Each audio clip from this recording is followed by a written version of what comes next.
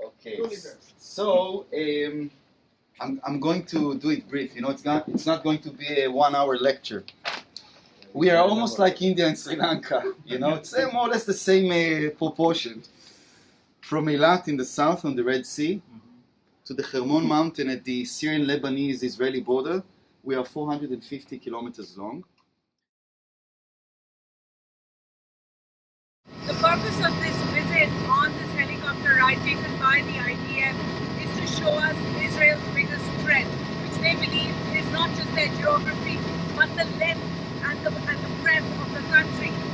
If you look to the right over here, there is in fact Tel Aviv. But beyond that, we're about 3 to 4 minutes flight from the West Bank and only about 20 minutes to Jordan, a little more to Syria, which in the last few years has become one of the most tense borders for Israel. Helicopter landing just 2 kilometers really away from Syria. If you turn on the other side, this is the uppermost ridge of Israel, and right there in the mountain, in the distance, you can actually see Lebanon. Now for years, for decades actually, after the 1973-1974 wars, this was a very peaceful border, more or less. But in the last few years, especially since the Arab Spring, especially since the troubles, particularly in Syria, and the tensions with Lebanon, there has been much more tension at these borders. Here on the Golan Heights, I'm with somebody from the IDF Reserves, Brigadier Nuriel. Thanks so much for speaking to us. The question really, we're standing at a place where you have Jordan, you have Lebanon, you have Syria, you have Israel. Looking at its neighbors in the last few years, especially since the Arab Revolution, we've seen all Israel's neighbors face different kinds of trouble. Some would say that should make Israel more secure. You know, any coin has two sides. On one side, some of the threats are less dramatic as they used to. For example, the Syrian military forces are not longer threatening the state of Israel because they are fully busy and the level of the maintenance is not good and so far and so on. But when everything around you is shaky,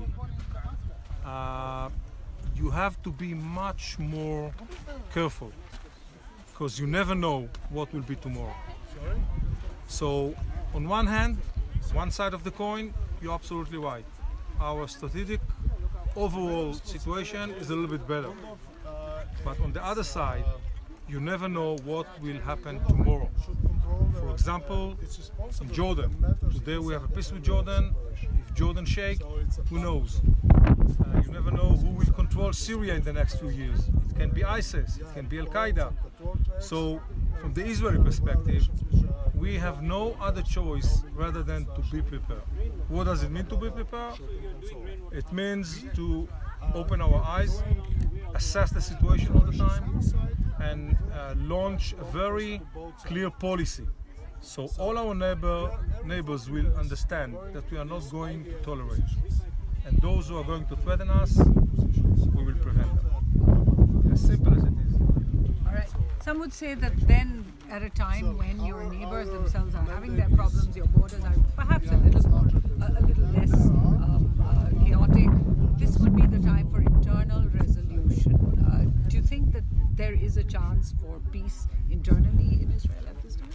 Yeah, I belong to those who believe that we need to achieve peace. It will take time, but at the end state, along the way, we will find the right leaders in the other side. They will find their own leaders that invest in order to achieve peace. So I'm an optimist. You cannot raise a family in Israel if you're not an optimist.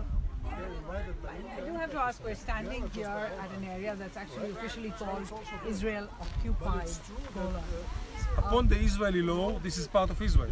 That's right, but it's not UN recognized. Okay. My question really, do you as an Israeli feel isolated from the world? Do you think the world does not understand what Israel's contentions are? Because for the world, Golan is occupied territory, taken illegally in 1980. I think that most of the world understand that at that stage, the Golan Heights is not an issue. Because there's no one on the other side which you can start speaking. So I don't think that the Golan Heights is an issue whatsoever at that stage. But I do understand, believe and know that in some states all over the world, they do not really understand the conflict we have with the Palestinians and with the Arab nations. In order to understand that, you need to come to Israel, speak with the people, and understand what is the core of the conflict. And if you understand that, you know that it's not easy to be solved.